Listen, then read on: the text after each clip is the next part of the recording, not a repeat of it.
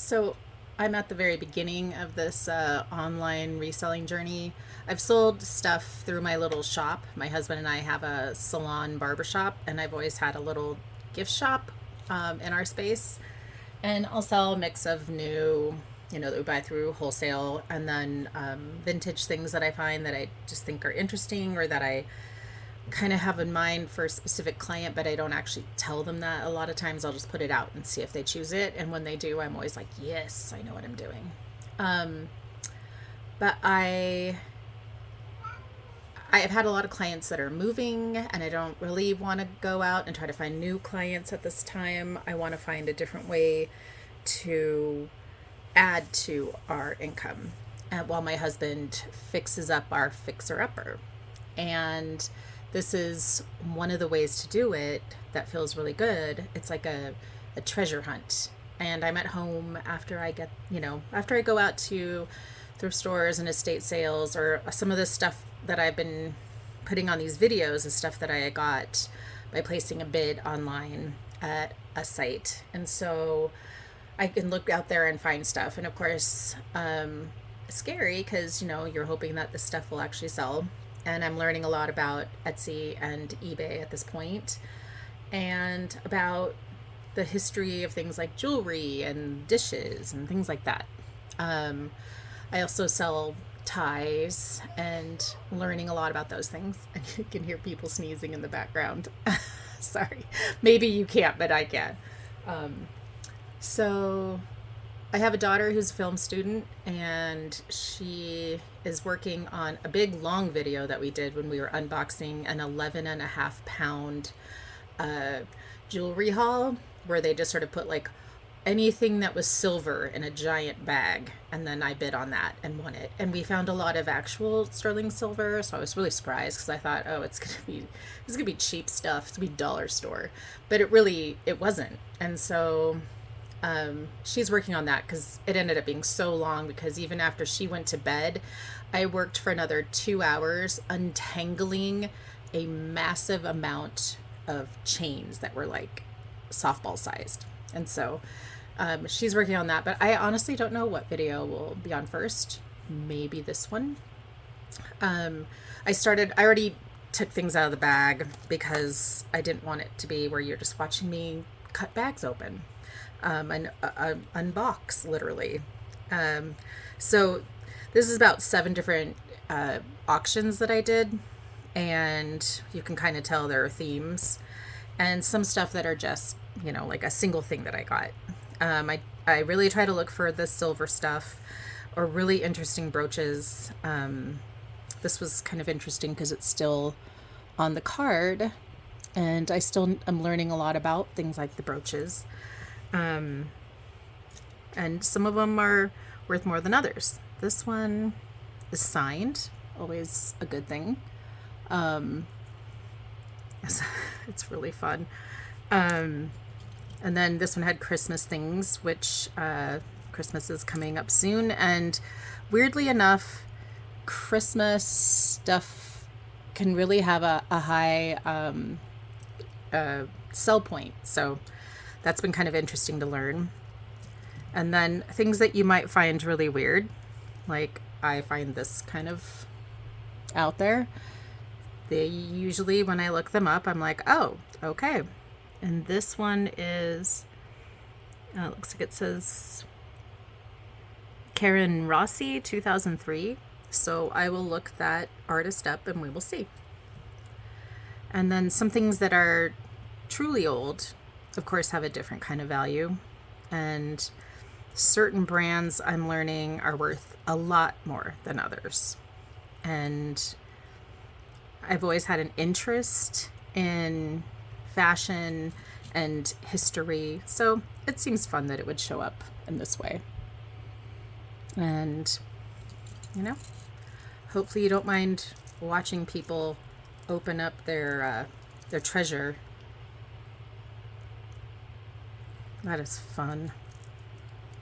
It's also really fun for me to look things up, to, find a reference to what I've actually unpacked. And to look up what a lot of these hallmarks are. This one says DM97. I don't recognize that one. But, you know, it's a fun thing for me to do. And as soon as I'm done with this video, I will sit down and I will figure out the hallmarks, and if there isn't one, then I will seek it out using Google Lens or something like that. A lot of times when I'm opening up these brooches too, it's like the people wanted to stab me. Like, you can't tell me that this won't cause tetanus. Anyway, my daughter also has been having fun doing all the cleaning of things. Yeah. These hat pins are super fun, and I'm finding that they have a very special history a lot of times, and that's really fun for me. More Christmas.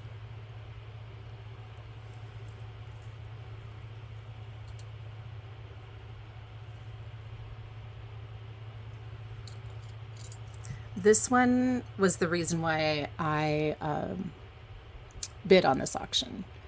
It's a specific artist and talks of a specific part of history, which I will probably look up again, and then maybe we'll discuss this particular pin again. But she's the reason why I bid on a bunch of brooches. I have quite a few angels that I'll be putting into a lot. And the Christmas stuff, of course, will be out soon because it's September. These are fun also with the 2. And it's interesting to learn how people wore things, and about these companies that sprung up because there were more expensive companies that sold to very, people with a lot more money, and that everybody deserves something pretty or that makes them feel good. And I guess these were the fast fashion of their day, but look at how long it's lasted. And sparkly. And then some of the things, they have a great name behind them, and I'm going to have to learn how to refresh some things because the plating has worn off or something like that. So I'm interested in whether restoration like that is important, or if true collectors wouldn't want you to do that. Yeah. And learning a lot about different types of silver.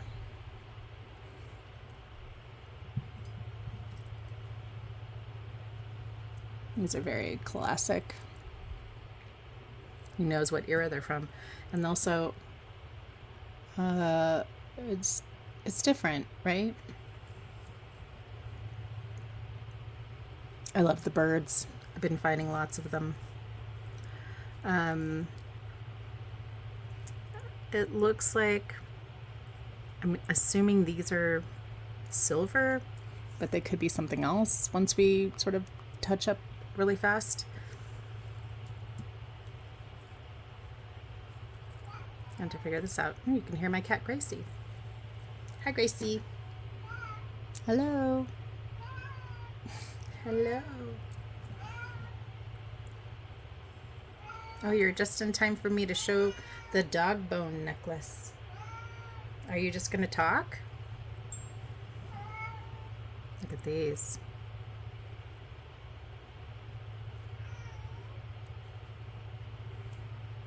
It's always nice to have a set. I feel like people really want them. And these are 925 and cubic zirconiums. Meant to look like different stones, of course. Beautiful. Fun color, too. Yeah, and then I'm going to learn different ways to appraise or figure out the value, but also, are they real? Are these garnets? What's going on? So it's big on my list of things to learn so that I can know for sure and not just guess or You know, like when I'm posting things, when I'm listing them, I just, I'm very honest. It's untested. I don't know if it really is a garnet, you know, but it looks just as pretty as a real one. This has the most amazing feeling. It's heavy, but it's smooth. I don't know. I love it. I don't even know if I'll be able to sell that. Might just have to stay with me. And also, I don't know what this company is. It looks like SG. Yeah. I've kind of been out of that for a bit, so. Ooh, this is pretty too. And yeah, 925. Yeah, I like knowing, you know, that there's like a mark on it. And every now and then I'm like, are you really 925? But, you know, I do have a testing kit. I've yet to use it. I just have been posting as it being untested. But I'm going to open it up and check it out on things that I know for sure are gold and things that I'm not so sure. Then I can see. These are also 925, at least according to the, oh my gosh, I can't think of what it's called. Basically the lock. I can't remember what it's called, but they say 925. It could be that they're the only things that really are silver, but that would be strange.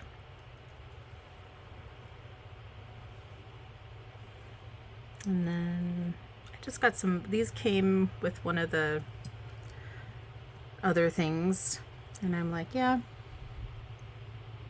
very delicate looking. These pretty heavy duty. I'd be surprised if there wasn't a mark somewhere on here stating that they were sterling. These are the tarnished bits. But so far, I'm not seeing anything. I'll look them up and find out. And then I'll learn about things like this. I like these sculptural pieces like that, you know? And with matching earrings. It's just so interesting, the details. Someone sat down and carved these. Also, sterling. And I'm learning a lot about things that sparkle. These are Weiss, of course. They were one of those companies that made things to really bling out. All the Aurora Borealis stones and beads. And then this necklace, I need to look up. It's a Tresca. And I need to learn more about that. These designers sure have fun creating something that isn't out otherwise. I'm assuming because of the cost of these that a lot of them would be, you know, some sort of real, not just glass. But there could be a whole different reason for it being valued higher. And like I said, I have a lot to learn. And thanks for hanging out with me while I learn it.